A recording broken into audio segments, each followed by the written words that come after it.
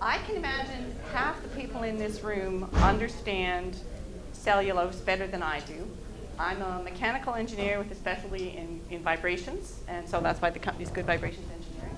And we developed a system for the military to try to clean up diesel fuel based on cavitation. And that got delivered to them, and I don't really think they need it. But as a result of the testing that we did with it, when I came across some people doing life support for Mars, the European Space Agency was doing some, like 2002. Everybody seems to have lost interest in Europe, but we did this early study. And now I don't know how to go to the next slide. Oh, never mind. There we go. Okay, so it was a very low, the system we built and delivered to the military, which was only for terrestrial applications. The study, it was about, they spent a lot of money getting that system to work, but we delivered to them, we didn't have access to it. But then ESA had a problem. By the way, would anybody in the audience who works on bioreactors, is anybody here? No, okay, that's too bad, because they understand this stuff way better than I do. The people that were working on bioreactors at the European Space Agency, the premise they had was that they wanted to recycle everything that they could to eventually generate food on Mars. So that, that meant table scraps, all kinds of stuff. But they were and they just dumped it all in a bioreactor, and then they put microorganisms to try to break it down. But apparently lignin, which is a really tough material, amazingly tough really, doesn't break down. And so it was just this big glob that they had that they couldn't break it down properly. And they know in the pulp and paper industry they have this blob. Oh, lignin, by the way, is the woody material in plants. So it's really tough to break down. So they had a problem. I just happened to be sitting in, and they talked about this problem of breaking these lignin bonds. And I thought, well, maybe the system we've got would work for that. So we proposed it to the European Space Agency. And as I said, I'm a vibrations person, right? So I don't deal with yucky stuff. I don't understand about yucky stuff. So we proposed an analysis study to the European Space Agency. And we awarded the contract. It was a small study, but I was really happy about it. But they didn't want us to do what we had proposed. They wanted us to do some experimental stuff with this yucky stuff to see if it worked. And we were eager to have it, so okay, I could see the point, why that's what they wanted done, so we were going to try to do it. So that was to use our ultrasonic system, which an ultrasonic system generates cavitation. So are there any cavitation people in the audience? Oh, good. So when I make a mistake, you just go right ahead and correct me, because you don't happen to be a sonochemist, do you? I'm a physicist. Oh, okay, but still, I've spent a lot of years looking to find a sonochemist, and I just keep trying. Well, you're the closest I've come to yet. So the European Space Agency study was, the big program they had was called Melissa. And that's when they mentioned this problem of trying to break these lignin bonds. And we knew that we had this system that breaks some of the metallic bonds pretty well. In fact, the way, that thing I'm passing around, the way we tested our system, the one we built for the military, was we'd stick aluminum foil in the flow path for a couple of seconds, and then it would eat through that aluminum. So that was pretty good. So we proposed it. And let's see, where am I here now? So they had specific goals of what they wanted. Of course, everything was in metric. They wanted to break, I think it was something about this big, down into 300 pieces with 60 watts. Well, we didn't have the full system anymore. We delivered it to the military. We weren't really getting along with them anymore. They weren't going to lend it back to us. And the cost to build another one was going to be about $200,000, and the whole contract was only 90,000 euros, so we couldn't do that. So we negotiated a new scope. We built a really simple, limited life static system, which meant that the material, you just put it in there and you zap it, and it just sits there. And we know that's not as good. We know that a flow-through system with our other work with microorganisms works a lot better, but the static one was all we could do. And ESA had already looked at microwave studies, really high-power microwave studies, to break this lignin down. They already knew that wasn't going to work. Did I mention white rot fungus? Have I said that already? No, the pulp and paper industry has to break these lignin bonds too, and they use something called white rot fungus.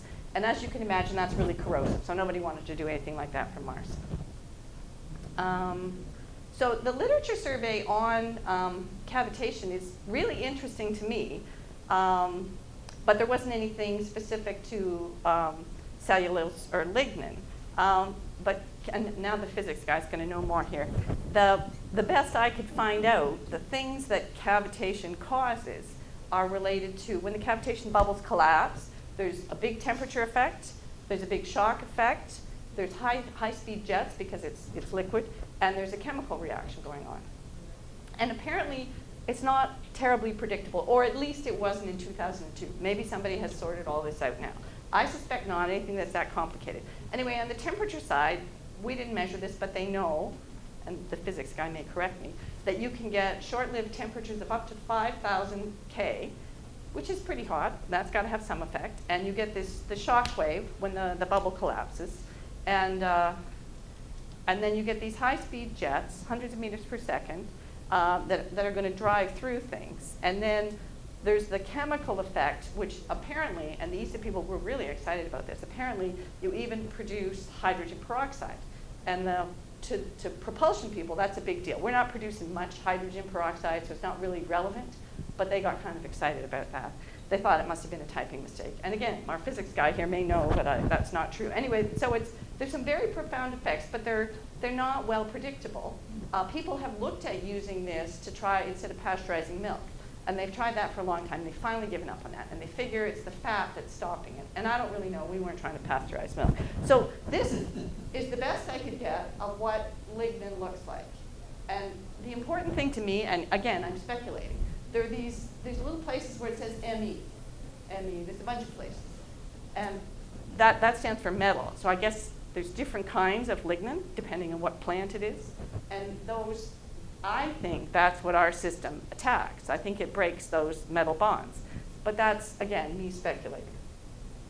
So does anybody in the room know what piezoceramic rings are? No. Well, and maybe you don't care, but they're formed kind of like pottery. They look like little rings. They're about this big, or at least the ones we're using, about this big. And if you compress or stretch them, they generate electricity or current. Or if you apply current to them, then the reverse. You can make them expand or contract.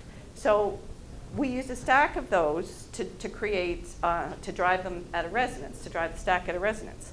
And that means if you can drive something at a resonance, that means you don't have to put a lot of power in for what you get out. And the trick of this whole system we built is that because it likes to break metallic bonds, it will eat itself.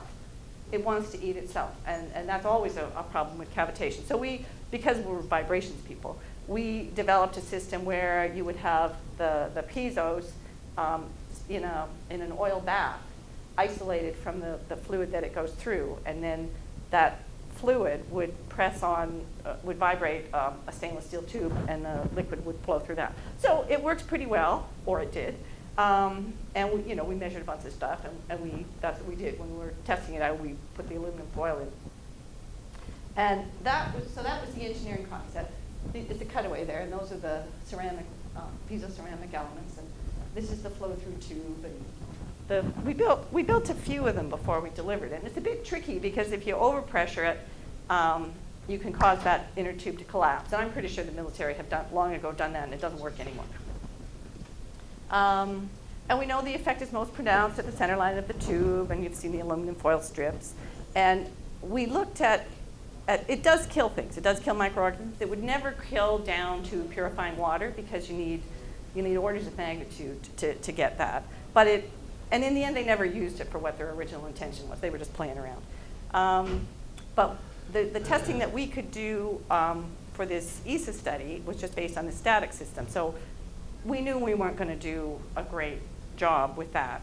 And because if you can't run it for very long, even in the oil, if you haven't got a cooling system, because like if you ran it for an hour, it would get really hot. So we did this breadboard system with this yucky material. But before we did that, we were hoping to avoid having to deal with the yucky material. So we thought, okay, maybe we can show them that we can do a good job on nice things. So we tried popsicle sticks and celery stalks and tomatoes, a whole bunch of stuff. You can't see anything. That lignin is tough stuff. I think it should be used as a coating material, in fact. We could see hints of damage, but we couldn't avoid doing this unpleasant testing. And we were trying to kind of duplicate the testing they had done with microwaves, but they had a much bigger system than we did. So we kind of scaled everything down, and we used the same recipe. So that's a picture of, crudely, this is the oil there, and that's the center tube. And you can't really see the piezos in there, but that's us doing it in our office environment. And the recipe, what they refer to it as a liquor. So it's spirulina, which I think maybe even some people eat that. I don't really know what that is. Wheat straw, that wasn't bad. Cabbage, that wasn't bad. Soy powder and fecal matter. Well, we had to do it. Unfortunately, while it was in the blender, and the blender, I bought a new blender just to do that, and it had a short cord, but the lid flew off. Got in my husband's printer. Anyway, we survived. Now, in order to test the effect, there's two kinds of tests that were prescribed that we had to do, and we didn't know how to do that, to evaluate whether we'd done a good job of breaking down the lignin. But it turns out, I was really surprised about this, the horse industry, the horse feed industry needs to know this kind of information. So they do these tests. They want to know if you're feeding a horse, they judge part of the quality of the feed on how well the lignin is broken down through the horse's digestive system. So University of Guelph, again, they're our kind of veterinary college in Canada. So they did the testing for us of the after we had treated the samples. So we treated 5. They did the analysis, and there were two sets of analysis, and they both two different kinds, and they both look very similar. There is an effect. The blue line is the untreated, the red's treated. So there is an effect. Both of them are pretty similar. However, that's not considered statistically significant. So yeah, we know we were breaking lignin down. It's not statistically significant. However, remember what I said about an order of magnitude improvement if you had a flow-through system. So we still don't know, and I'm not pursuing it because there's really no money in it. But it seems to me it still has real promise for breaking down lignin if anybody has the lignin problem. So I just kind of presented it, and I guess there's no lignin people here. It's too bad. And then we looked at how much power was going to be needed because the idea was eventually to send it to Mars. And it's not bad. I'm not going to go into the details. I don't think you care. And so we did a design that we think would do the 100% breakdown in a reasonable amount of time. So that's same as the original drawings, except there's a cooling system added in here to take some of the heat away. And this, of course, this schedule is not relevant now, but it's still interesting. If somebody did want to do, it came up useful, I figured it would take 6 years. And I mean, to actually go to Mars, that's a pretty tight schedule to get to Mars. So I still think it has the potential to solve the problem if I can find somebody who really cares about the problem. But we're not the right people to do it. And that's it. I'm too fast.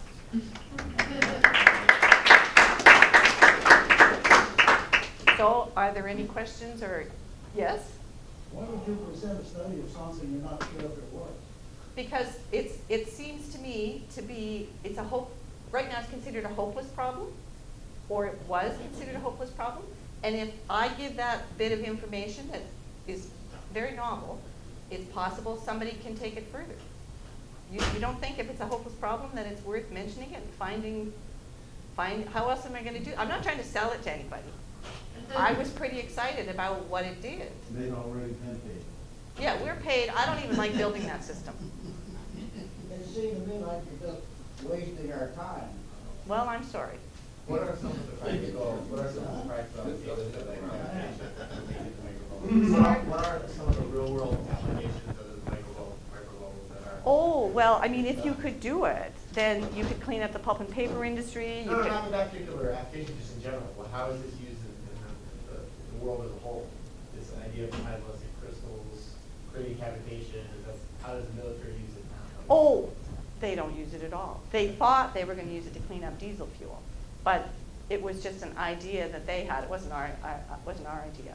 They were, I mean, we do use piezo's for other things. They're pretty widely used. What sort of application would you, anything like this for cavitation, or it's?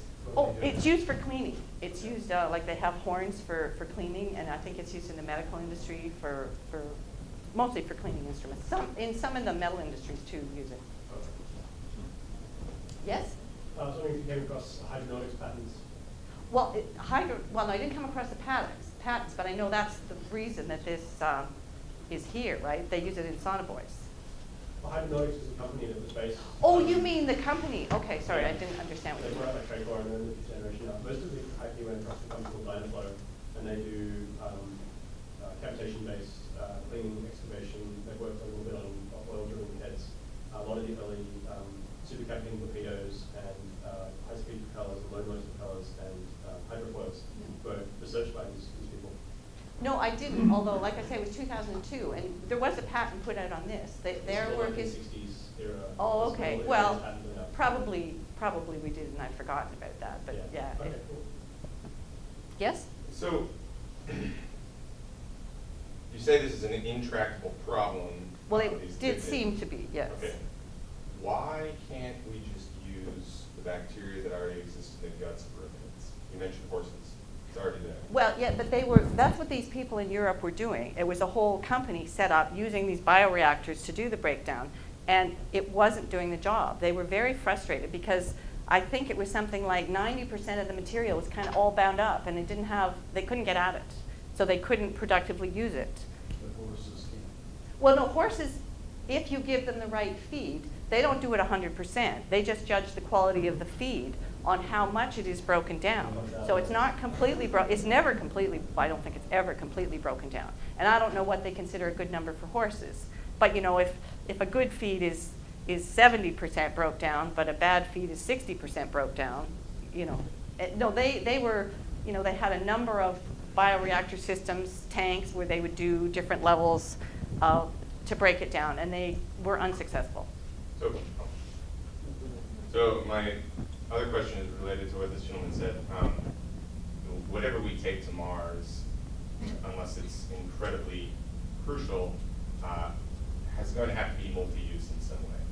So what other uses do you see other than this that this technology could be adapted to?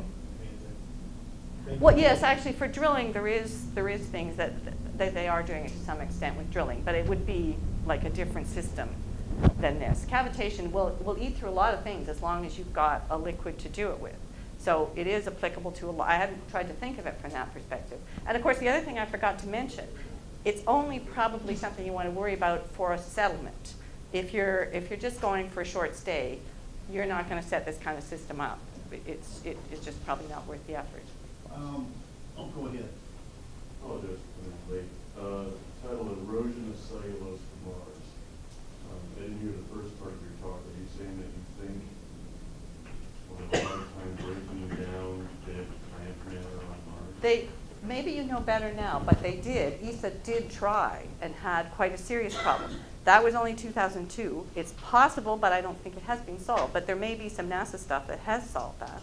So if you have all of the normal components that you would find in a soil-based ecosystem, then we wouldn't expect to have a problem with cellulose breakdown, right? No, I don't think that's true.